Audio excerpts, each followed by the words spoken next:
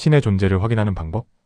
하나님은 존재하며 회개하고 예수님을 믿어야 당신은 천국에 간다는 말이 진실인지, 거짓인지를 판정하기 전에 최우선적으로 해결해야 할 문제는 바로 신이 존재하는가, 존재하지 않는가? 왜 여부를 확인하는 것입니다. 신이 존재하지 않는다면 이 모든 부차적인 논쟁이 무의미하기 때문입니다. 저는 5가지 체계적인 단계를 통해 신의 존재 여부를 검증해 보려 합니다. 굳이 이 주제를 단계를 나누어 접근하고자 하는 이유는 명확한 단계와 논리적인 검증 과정을 거치지 않으며 너무나 많은 궤변으로 얼룩진 소모적인 논쟁으로 끝나기 쉽기 때문입니다. 5단계는 다음과 같습니다. 무신론자 궤변의 문제점 확인. 신의 존재를 합리적으로 증명하기 위한 올바른 논증 방법 채식. 신존재의 증거 논증 마이너스 연역적 논리에 의한 우주론적 논증. 신존재의 증거 논증 마이너스 가설 검증에 의한 귀납적 논증. 신의 실제를 뒷받침하는 실제 증거들 확인. 무신론자의 궤변. 여러분은 무신론, vs 유신론의 논증에서 아무리 많은 객관적인 증거들을 서로 제시함에도 불구하고 논쟁이 결코 끝나지 않는 공방전으로 끝나는 이유가 무엇이라고 생각하십니까? 핵심적인 이유는 논증과 논리에 오류가 있기 때문입니다. 객관적인 증거는 사실임에도 불구하고 이런 증거를 바탕으로 한 논증과 논리 자체에 오류가 있다면 아무리 증거가 사실적이어도 그 논증의 결론은 오류투성이가 되겠죠? 바로 이것 때문에 유신론과 무신론에서 끝없는 논쟁만 양산될 뿐 합리적인 결론이 도출되지 않는 것입니다. 궤변론자들이 주장하는 대표적인 잘못된 논리는 다음과 같습니다. 인간의 이성으로 모든 현상과 원리를 설명할 수 있다. 과학적으로 설명이 불가능한 현상은 거짓이다. 경험적으로 증명이 불가능한 현상은 거짓이다. 첫 번째 논리가 오류인 이유는 인간의 이성은 많은 것을 알고 있지만 모든 것을 알지는 못하기 때문입니다. 물론 앞으로 더 많은 것을 알 수 있는 것은 분명한 사실이나 모든 것을 알 수 있다는 논리적인 보장은 없습니다. 두 번째 논리가 오류인 이유는 과학적으로 설명이 불가능한 현상은 지금도 분명히 과학적으로 관찰되고 있기 때문입니다. 단지 그 이유를 모르고 있을 뿐입니다. 소위 말하는 초자연적 현상, 미스테리 같은 현상들입니다. 물론 이런 현상들 중 잘못된 오해나 실수에서 비롯된 경우도 많고 과학이 발전함에 따라 과학적으로 설명이 가능하게 된 경우도 분명히 있습니다. 하지만 아직까지도 과학으로 밝혀지지 않은 현상들이 미래에는 반드시 과학으로 밝혀질 것이라는 보장은 당연히 없습니다. 뿐만 아니라 과학은 어디까지나 물리적 현상만을 설명할 수 있을 뿐 비물리적인 속성은 설명할 수 없다는 한계점도 가지고 있습니다. 비물리적 현상을 과학적으로 설명이 불가능하기 때문에 그 현상은 거짓이라는 주장은 논리적 오류를 내포하고 있습니다. 이 주장은 얼핏 보면 상당히 과학적으로 들리지만 사실은 매우 비합리적입니다. 세 번째 논리가 오류인 이유는 우리가 경험적으로 증명할 수는 없지만 분명히 합리적인 근거로 사실이라고 신뢰할 수 있는 현상도 분명히 존재하기 때문입니다. 예를 들어 아래와 같은 것이 대표적인 무신론자의 억지 주장입니다. 신이 있다는 과학적인 직접적인 증거를 대봐라. 과학적으로 증명할 수 있는 직접적인 방법도 없는데 어떻게 신이 존재한다고 주장할 수 있냐? 신이 우주를 창조하는 과정을 물리 방정식으로 증명하거나 물리 법칙으로 신의 존재를 증명해봐. 증명 못하지? 그러니까 신은 존재하지 않아. 물론 신이 존재한다는 간접적인 과학적 증거는 존재하고 이에 대한 상세한 내용도 이후에 자세히 언급될 예정입니다만 신이 온 우주를 창조하는 과정을 직접적인 물리 방정식이나 입증하거나 여러분의 눈에 보이거나 경험할 수 있을 정도로 체험시킬 수 있는 방법은 존재하지 않습니다. 제2차 세계대전은 역사적 사실이었다는 것을 부정할 사람은 없을 것입니다. 하지만 2차 대전의 진위성을 경험적으로 증명할 수 있는 방법은 존재하지 않지요? 그것은 불가능하기 때문입니다. 예를 들어 어떤 사람이 이렇게 얘기한다고 가정해봅시다. 2차 대전은 발발하지 않았어. 2차 대전이 실제로 있었다는 확실한 증거가 없잖아. 타임머신을 타고 1940년으로 돌아가서 직접 내 두 눈으로 확인할 수 없잖아. 우리는 이런 주장을 하는 사람들을 미쳤다고 합니다. 이런 논리의 문제점이 무엇일까요? 어떤 사실을 직접적이고 경험적인 방법으로 검증이 불가능하다면 검증이 가능한 다른 방법을 통해서 검증하는 것이 합리적입니다. 하지만 불가능한 방법을 억지로 강요하면서 증명하지 못한다고 거짓이라고 우기는 것은 완전한 억지 주장이라는 것이지요. 뿐만 아니라 순수하게 과학을 통해 완전 무오하게 신의 존재를 증명하려는 시도도 논리적인 오류입니다. 신은 인간보다 차원이 높은 존재이고 과학을 창조한 존재이며 비물질적인 존재입니다. 신보다 차원이 낮은 인간이 과학으로 신을 완벽하게 증명하려는 시도는 첫 차원을 통해 고차원을 증명하고 과학을 초월한 존재를 과학을 통해 증명하고 물질적인 속성을 통해 비물질적인 속성을 증명하려는 시도이기 때문에 명백한 오류입니다. 첫 차원으로 어떻게 고차원을 입증하고 과학을 창조하고 초월한 존재의 전체 속성을 어떻게 미미한 부분적 속성에 불과한 과학으로 증명하는 것이 가능합니까? 이는 명백한 논리적 오류인 것이지요. 신의 존재를 과학적으로 완전히 입증할 수 없기 때문에 신은 존재하지 않는다. 위와 같은 주장은 얼핏 생각하기에 굉장히 합리적이고 타당한 것처럼 보이지만 사실은 매우 비논리적이고 비합리적인 오류를 포함한 잘못된 주장입니다. 신의 존재를 합리적으로 증명하는 방법? 그렇다면 과연 신의 존재 여부를 합리적으로 검증할 수 있는 방법은 무엇일까요? 신이 존재한다면 신은 인간과 과학을 창조했기 때문에 신의 이성은 인간의 이성을 뛰어넘고 신의 능력은 과학의 한계를 벗어나는 것이 논리적으로 정상입니다. 이런 관점에서 살펴보면 인간의 이성으로 신의 완벽한 실체에 대한 100% 완벽한 연역적, 논리적 확증이 불가능한 것은 이상한 것이 아니라 오히려 지극히 정상입니다. 따라서 신의 존재를 합리적으로 증명하는 방법은 이러한 과학적, 인식론적 검증 방법의 한계를 겸허히 인정한 상태에서 인간의 이성과 방법이 허용하는 한도 내에서 검증을 하는 것입니다. 신은 인간을 초월한 존재이기 때문에 초월적 존재의 피조물인 인간이 제한적인 이성으로 신의 실체를 완전히 이해하려는 시도 자체가 논리적인 오류입니다. 인간의 인식론적, 경험적, 과학적 방법론을 통해서 어떤 사실의 진위 여부를 판단하고 결정하는 방법은 일반적인 사회, 과학이나 자연과학에서 시행하는 방법론과 차이가 없습니다. 어떤 사건이나 사실, 대상에 대한 진위를 판정하는 이성적이고 합리적인 방법론은 연역적 추론, 가설 설정에 의한 귀납적 추론, 신의 존재를 지지하는 증거에 따른 추가적인 확증으로 구분해 볼 수 있습니다. 신존재의 증거 논증 연역법.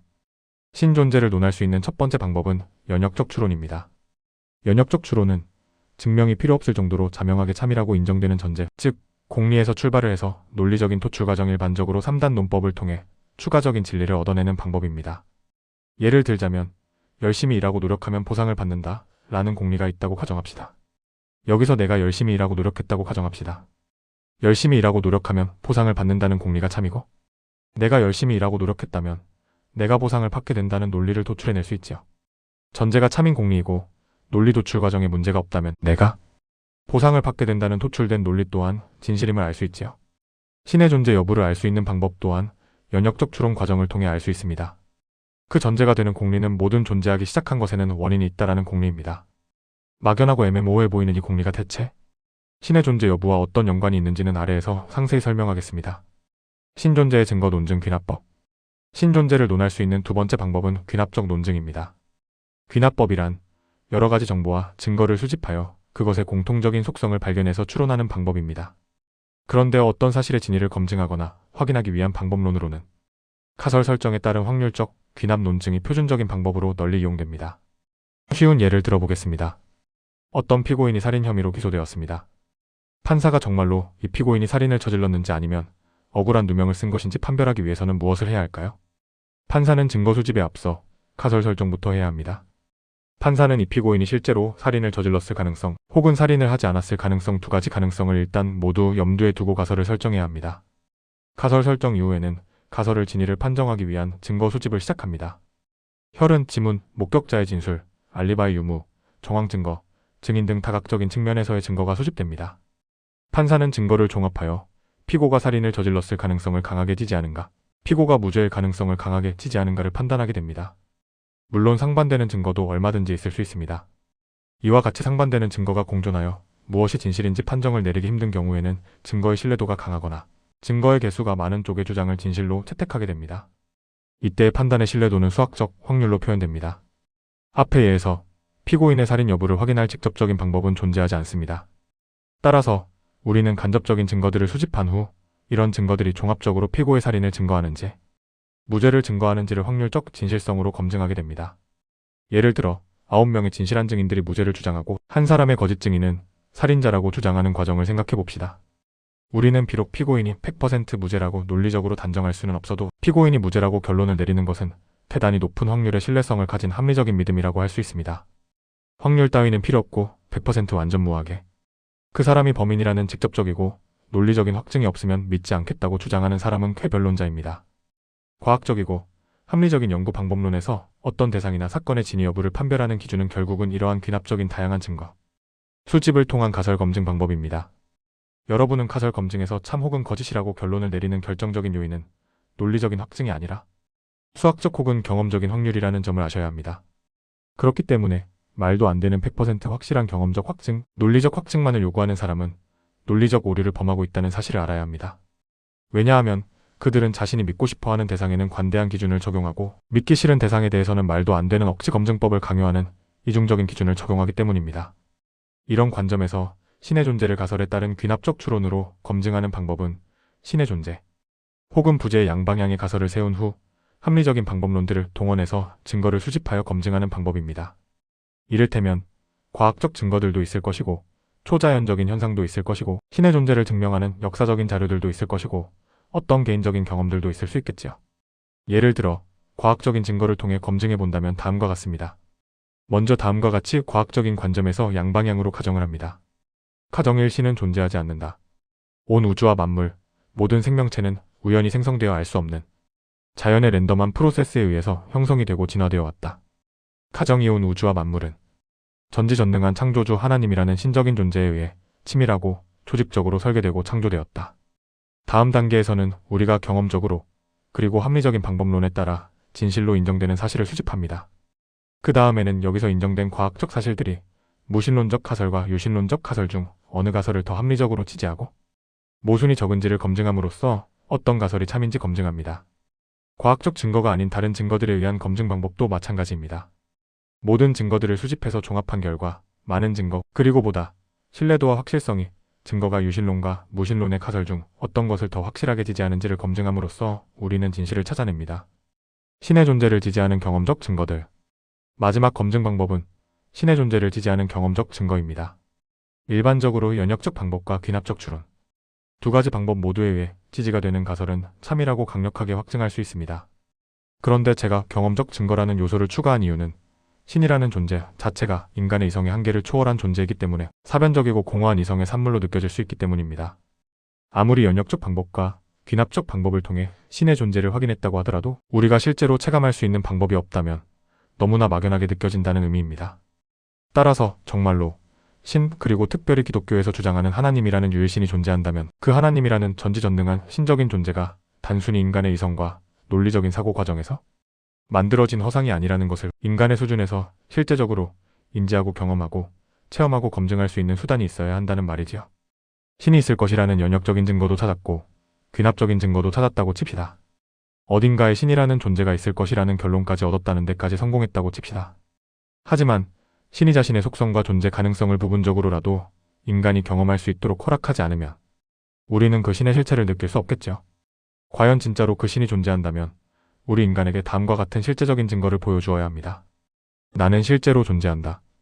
그리고 내가 인간 너희들에게 실제로 내가 있다는 것을 너희가 체험할 수 있도록 너희의 인생과 삶에서 직접 개입하고 있다. 또한 신이 아니고서는 불가능한 여러 가지 일들을 실제로 너희에게 보여주었고 지금도 항상 보여주고 있다. 이 세 가지 검증 과정을 거치면 비록 우리의 이성의 한계로 인해 신의 존재에 대한 완전 무오한 논리적인 확증은 얻을 수는 없지만 신이 실제로 존재에 대한 충분히 합리적이고 강력한 믿음을 얻는 데는 아무런 지장이 없습니다. 인간의 이성, 과학, 논리로 신의 존재를 100% 확증할 수 있다.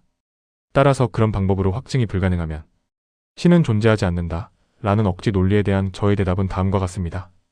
질문하기에 앞서 그 질문의 전제에 붙어있는 비논리적인 오류와 궤변부터 무엇인지 알아보시기 바랍니다.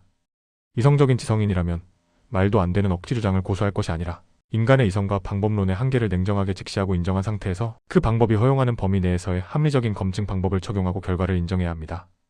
서론이 길었네요. 그러면 지금부터 본격적으로 과연 신이 존재하는지 단계적으로 살펴보겠습니다.